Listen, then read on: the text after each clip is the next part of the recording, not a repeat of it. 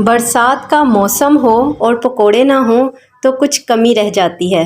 तो बरसात के मौसम में पकोड़े बनाएंगे ज़बरदस्त से, और वो भी बची हुई दाल से। जी हाँ, आप कोई भी बची हुई दाल अगर आपके घर में मौजूद है तो सोचना क्या है, उसके बनाएं ये पकोड़े बहुत क्रिस्पी, बहुत मज़े के।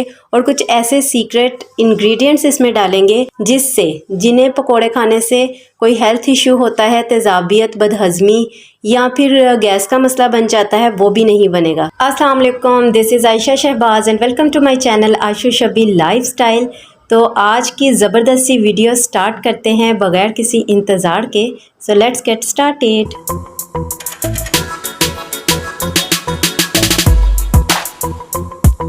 तो यहाँ मेरे पास दाल है चने की, जो कि बची हुई है।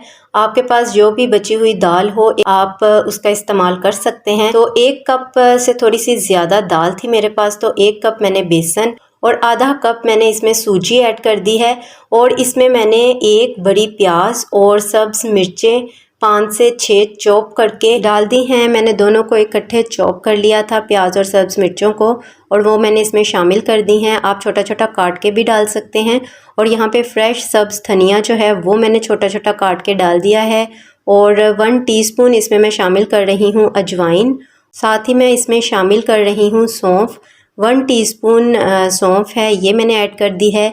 इन दोनों चीज़ों को आप ज़रूर ऐड कीजिएगा, खासकर वो लोग जिन्हें गैस, तेज़ाबियत या फिर बदहज़मी का मसला होता है पकोड़े खाने के बाद, तो ये इन प्रॉब्लम्स को कवर करेंगी इंशाल्लाह ताला। और यहाँ पे कलवंजी ऐड कर रही हूँ मैं। अगर आपको इसका फ्लेवर बहुत ज़्यादा नहीं चाहिए तो आप 1/2 टीस्पून कलवंजी की भी ऐड कर सकते हैं। कुटी हुई लाल मिर्चें मैंने ऐड की हैं यहाँ पे 1 टीस्पून, और नमक आप अपने जायके के अकॉर्डिंग डालिएगा। अगर आपको ज़्यादा स्पाइसी पसंद है तो आप सुर्ख मिर्च पाउडर भी थोड़ा सा ऐड कर सकते हैं। और बहुत अच्छे से अब इन तमाम चीज़ों को फर्स्ट ऑफ ऑल मैं मिक्स कर लूँगी, और उसके बाद आप देखेंगे कि इसकी कंसिस्टेंसी कैसी है। अगर हमें थोड़े थोड़े पानी की ज़रूरत होगी तो हम थोड़ा सा पानी ऐड करेंगे।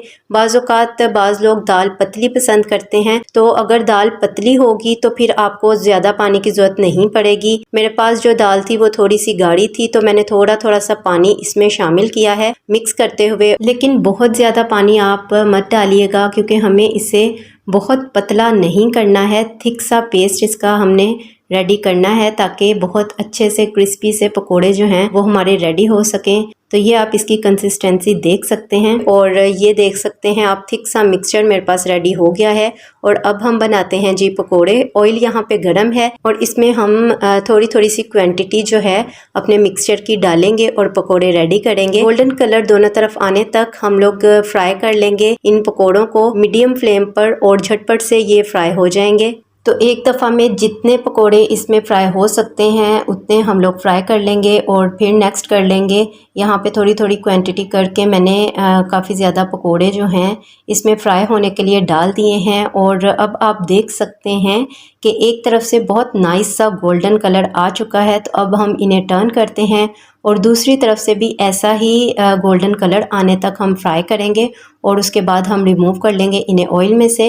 तो ये देखें आप, कितने क्रिस्पी और मज़े के लग रहे हैं ये पकोड़े, और टेस्ट में भी इंशाल्लाह बहुत आपको मज़े के लगेंगे, टेस्टी और यमी लगेंगे। और साथ ही साथ आपको कोई हेल्थ इशू भी नहीं होगा, जैसे कि गैस, तेज़ाबियत और बदहज़मी वगैरह।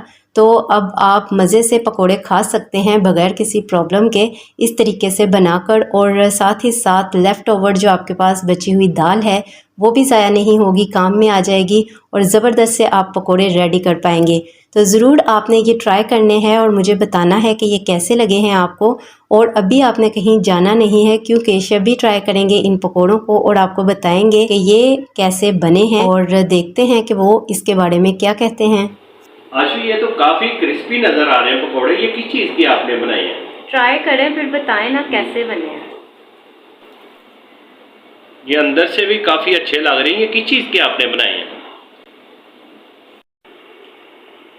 जी, तो कैसे लगे आपको? बहुत ज्यादा टेस्टी है और मजे के भी। वैसे पता नहीं चल रहा कि ये किस चीज के आपने बनाए हैं। ऑनेस्टली मजे के हैं। यस, क्योंकि ये मैंने आपको पता कल की जो दाल बची हुई थी उससे ये पकोड़े बनाए हैं। दाल तो आपने ज़ाया नहीं की वैसे। हाँ जी। काम में ले आई और इसमें ये इस्तेमाल दूसरे करनी। पकौड़ों से ज़्यादा क्रिस्पी और मज़े के भी बन गए। देखने में भी लग रहा है और अच्छे भी, टेस्ट भी पहले से दूसरे पकौड़ों से डिफरेंट टेस्ट है इसका। क्योंकि इसमें मैंने सौंफ और अजवाइन भी शामिल की है ताकि जिन्हें पकोड़े हजम करने में प्रॉब्लम होती है वो भी ना हो। सारी चीज़ें भी इसमें अच्छी ऐड की हैं। अक्सर लोगों को पकौड़े खाने से गैस का मसला बन जाता है, इससे ये चीज़ नहीं बनेगी। जी, तो ये हेल्थ के एतबार से भी बहुत बेनिफिशियल है। ये तो बड़े अच्छे लग रहे हैं वैसे, तो मुझे खुशबू भी है, अंदर आते ही अच्छी आ रही थी। मैंने देखा कि आज बेगम ने पता नहीं क्या बनाया, तो देखा तो आपने ये पकौड़े बनाए और अच्छे लगे। आप लोग भी इनकी ज़रूर ट्राई करें, आपको भी अच्छे लगेंगे। तो अल्हम्दुलिल्लाह शबी को भी ये बहुत पसंद आए हैं और आपको भी बहुत आने वाले हैं। जाने से पहले अगर वीडियो अच्छी लगी हो तो लाइक शेयर करना बिल्कुल मत भूलिएगा और सब्सक्राइब कर लीजिए मेरे इस चैनल आशू शबी लाइफस्टाइल को। Stay with me, stay happy, healthy and beautiful. अल्लाह हाफिज़।